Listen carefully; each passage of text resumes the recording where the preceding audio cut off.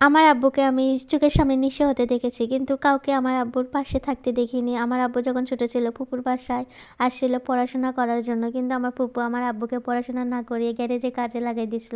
ছোট থেকে অনেক কষ্ট অনেক পরিশ্রম করে আমার আব্বু বড় হয়েছে, একজন বড় সফল বিজনেসম্যান হয়েছিল, অনেক নাম ডাক হয়েছিল, একটা বড় মোটর পার্টসের দোকান দাঁড় করাইছিল। আমার আব্বুর অনেক কিছু হয়েছিল, কিন্তু আমার আব্বুর কোনো এক ভুলের কারণে সব কিছু হারিয়ে নিঃস্ব হয়ে যায়, পথের কাঙাল যাকে বলে। আমার আব্বুর পরিস্থিতি এমন ছিল, চলার মতো আমার আব্বুর পরিস্থিতি ছিল না। তো সেই সময় আমার আব্বুকে কেউ হেল্প করতে আসেনি। অথচ আমার ফুপু, আমার বড় বা সবাই এস্টাবলিশ ছিল। আমার ফুপু স্কুল টিচার ছিল, আমার বড় বা আর্মি ছিল, আমার আরেকটা বড় বা চেয়ারম্যান ছিল, আমার কাকা বিদেশ থাকতো। তো আমার আব্বু সেই সময় চেয়েছিল যে আমার ভাইটাকে আমার কাকা যেন বিদেশ নেয় কোনো রকমভাবে। আমার আব্বু 1,00,000 টাকা ম্যানেজ করেছিল যে এই টাকা আমি আপাতত দিচ্ছি, তার পরবর্তীতে আমি আরও টাকা দিব, তুমি পাসপোর্টটা করো, ভিসা প্রসেসিংটা করো। কিন্তু আমার কাকা সবাইকে বিদেশ নেয়, আমার ভাইকে আর নেওয়া হয় না। তো আমার ভাইকে নিতে নিতে পাসপোর্টের মেয়াদই শেষ হয়ে গেছে, কিন্তু আমার ভাইয়ের আর বিদেশ যাওয়া হয়নি। তো আমাদের পরিস্থিতিটা এমন খারাপ ছিল, আমাদেরকে কেউ ভালো চোখে দেখতো না, সবাই সবসময় বাঁকা চোখে দেখতো। আমরা গ্রামের বাসায় গেলেও আমাদেরকে কেউ ভালো চোখে দেখতো না, আমাদেরকে থাকার জায়গা পর্যন্ত দিত না। আমরা সবসময় মাঝেতে বিছানা পেরে রাখতাম। শীতের সময় আমাদের দাদি আমাদের মেঝেতে খ্যার বিছিয়ে উপরে তোশক দিয়ে আমাদের থাকতে দিত। দাদি আমাদের কখনো অবহেলা করতো না, কিন্তু দাদা আমাদের দেখতে পারতো না নাকি আমি জানি না। একবার আমি আমার চাচাতো বোনের সাথে খেলা করতেছিলাম, ওই সময় দাদা আসছে রুমে। তখন আমার চাচাতো বোন বলতেছে যে দাদার কাছে টাকা চাও, টাকা দিবে। তো আমি আবেগের বশে দাদার কাছে চাইছিলাম যে দাদা 5টা টাকা দাও, তো আমি কিছু খাবো। তো আমার দাদা বলেছিল যে কে তুই, চোখ বেঁকিয়ে। তো আমি বললাম যে আমি তোমার ছেলের মেয়ে। তো বলেছে যে ও টাকা তো নাই, আমি কি খাইতে দিব।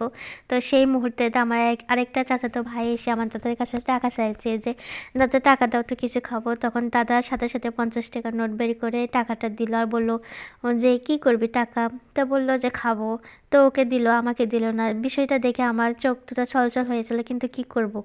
আমি আমার ছোট থেকে আমার নানির বাসার নানা নানির আদরেই মানুষ হয়েছি, কারণ আমার আব্বু আমাদের এখানে নানা নানির বাসার এখানে বাড়ি করে থাকছিল। তো একটা সময় আমাদের বাড়িঘর যখন বিক্রি হয়ে যায় তখন টিনের 3টা রুম করেছিল।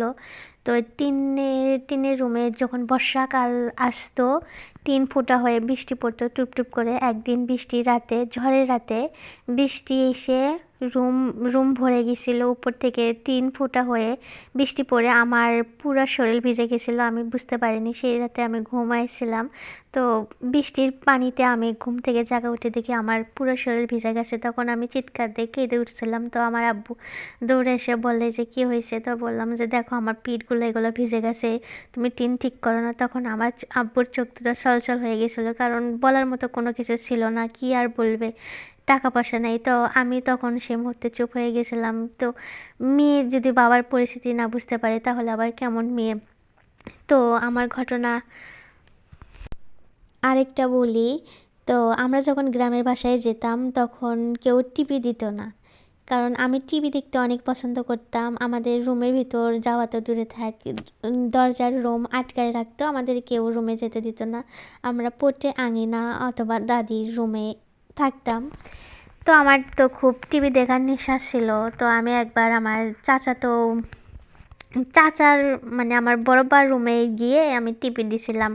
তো সেই সময় আমার চাচাতো ভাইয়ের বউ এসে আমার দিকে বাঁকা চোখে তাকিয়ে বলেছে যে একটু বাইরে যাও, আমি রুমটা পরিষ্কার করে ঝাড়ু দিই।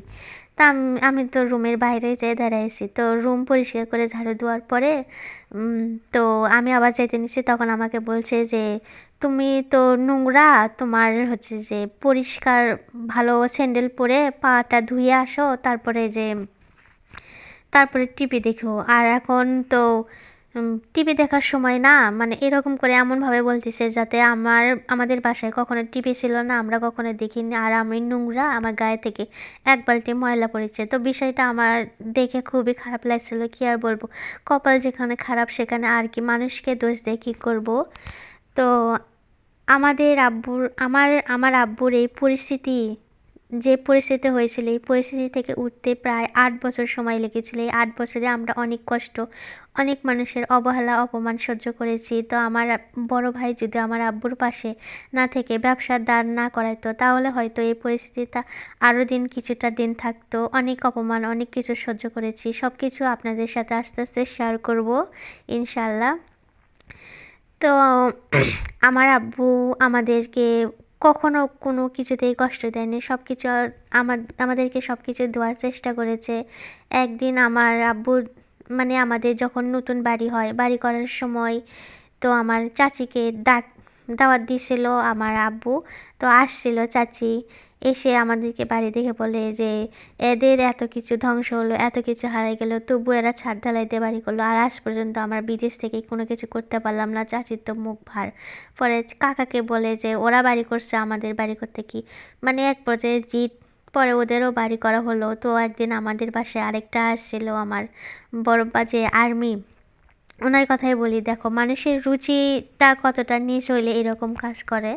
তো উনি যখন আসছিল আমাদের বাসায়, তো আমিও তো ওনাদের জন্য রান্না বাড়ি সব কিছু করে গোসল করে এক সেট পুরোনো কাপড় পরছিলাম। কারণ পুরোনো কাপড় নিজেদের লোক, ওদের সামনে পুরোনো কাপড় পরলে কি এমন এসে যায়, আর আমি নতুন কাপড় সব সময় পরতে পছন্দ করি না। তো পুরোনো কাপড় আমাকে পরাই দেখে ওদের হয়তো মায়া হয়েছিল, তাই বাসায় গিয়ে এক এক ব্যাগ পুরোনো কাপড় আমার জন্য পাঠিয়ে দিছে যে আমার মেয়ের এই পুরোনো কাপড় ও পরে না, ছোট হয়ে গেছে, ওগুলা হচ্ছে ও পরবে নি।